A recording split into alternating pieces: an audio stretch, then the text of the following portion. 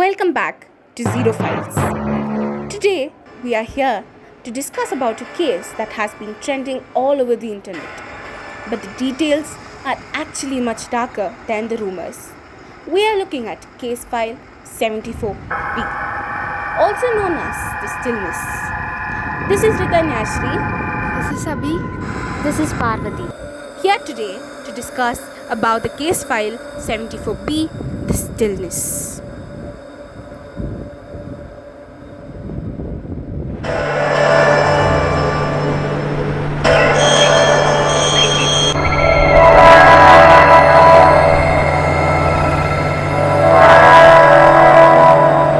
I'm Parvati, and honestly, reading through these reports give me chills. It happened in Oakhaven, a very small, peaceful town. Usually, nothing happens there, but suddenly, there was a string of mysterious deaths. The police called them suicides, but there was no struggles, no notes, and no weapons. Just a strange, heavy silence left behind. That's the thing, Parvati. I'm Abhi and I have been looking into the survey stories. The victims were all totally different people, but right before they died, they all showed the same signs of extreme mental terror.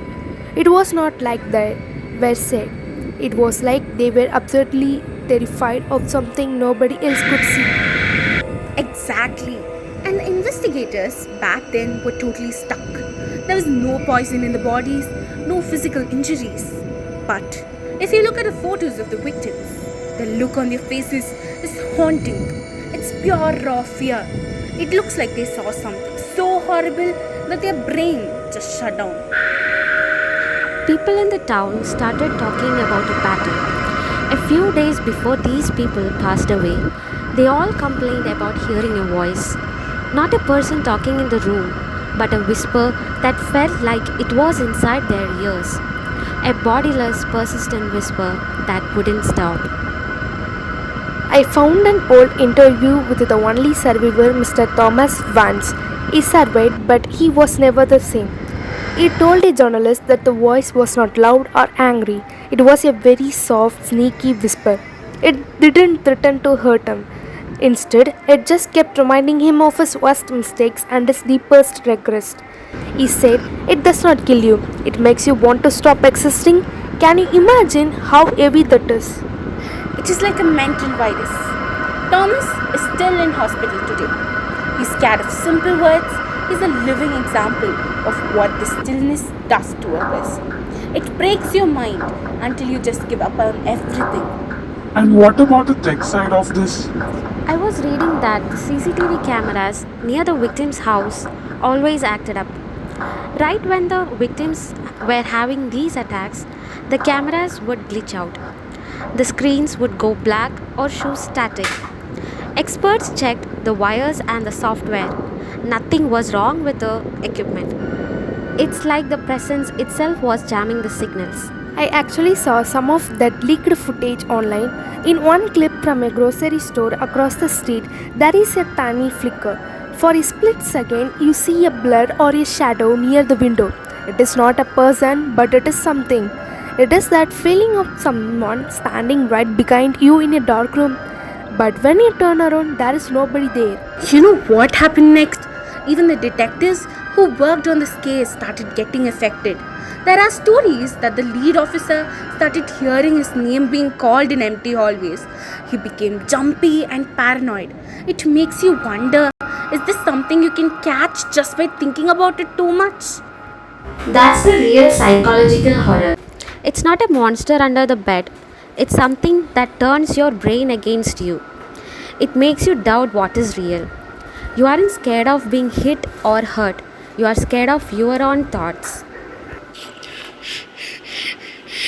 Help me! It's in my head. I can't. Oh God. That 911 call is the most famous part of this case. That long silence at the end, it is defining. It is not the sound of someone dying. It is the sound of someone completely surrendering to the dark. We have looked for every logical explanation. Could it be a weird frequency, a local gas leak, a prank, but nothing fits. This fear bypasses the body and goes straight for the soul. It's unlike any crime we have ever discussed on this show. So, what is it? A group hallucination?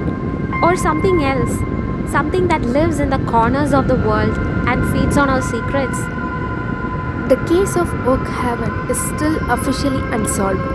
The files are gathering dust, but the stories don't stop.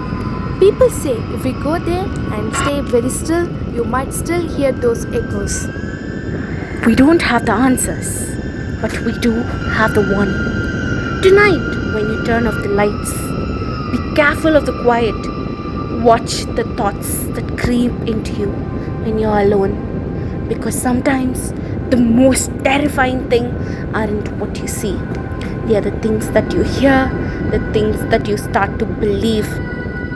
We have spent the last hour walking through the silent streets of Oak Haven. We have looked at the broken files, listened to the corrupted tapes, and felt the same chill that the detectives felt in the empty office.